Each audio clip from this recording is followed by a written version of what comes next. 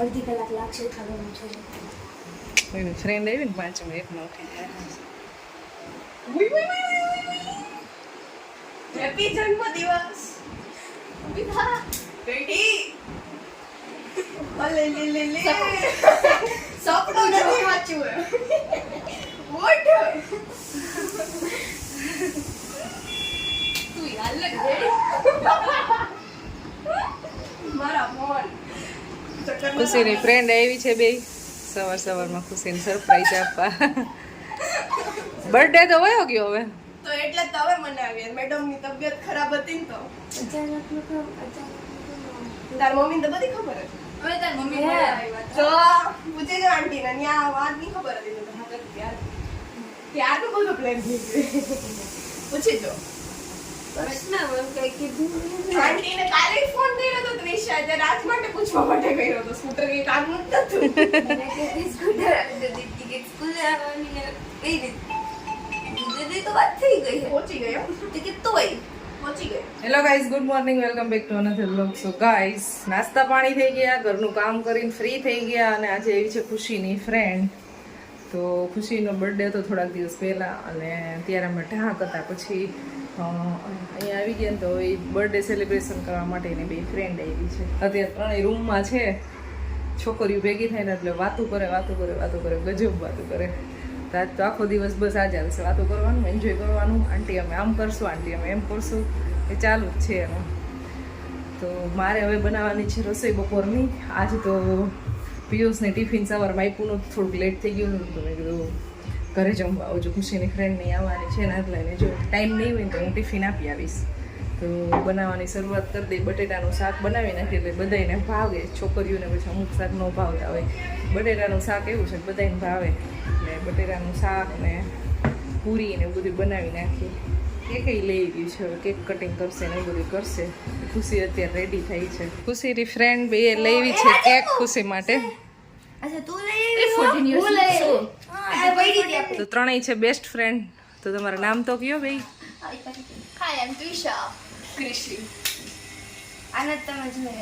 હા હવે વાર અમારા આવતી ક્રિશી ફર્સ્ટ ટાઈમ આવી છે.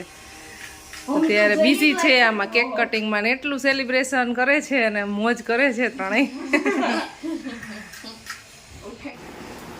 તો સેલિબ્રેશન થઈ ગયું, કેક કટિંગ થઈ રહી.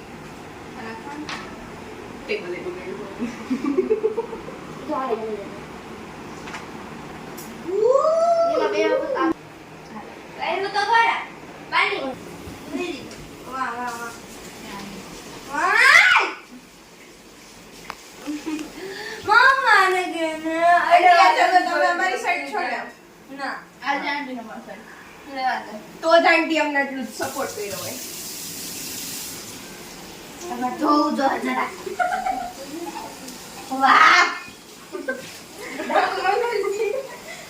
બસ આવી મસ્તી કરવાનું ચાલુ સવારનું. આમ કેક કટિંગ કરી અને હું બનાવું છું રસોઈ. બહુ ગરમી છે આજે.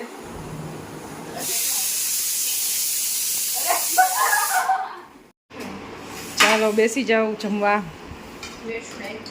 તો ગરમ ગરમ પૂરી બની ગઈ છે, બટેટાનું શાક છે, શ્રીખંડ છે, મરચાં અને પાપડ.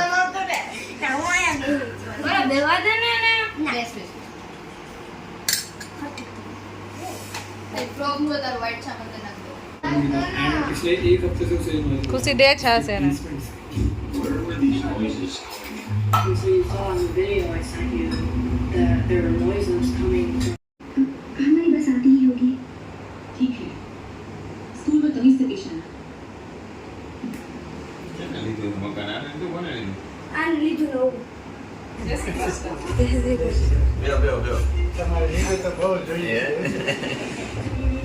કાલે જે રીલ જોતા હતા માસીની ઘરે ગયા, મામાની ઘરે એકલા જ આવ્યા હો, એકલા જ આવ્યા. મળતો જાવ જોતો જાવ. બહુ મજા આવે છે ને ગામડે? બહુ મજા છે. બહુ મજા ને ગામડે ગયા હતા ને હમણાં આજે આવ્યા હે. હા રીલો બહુ જોઈ.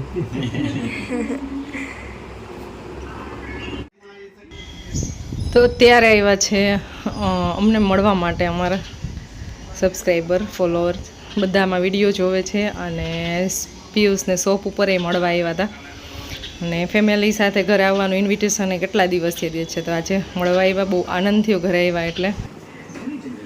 બહુ બધી વાર વાતો કરી.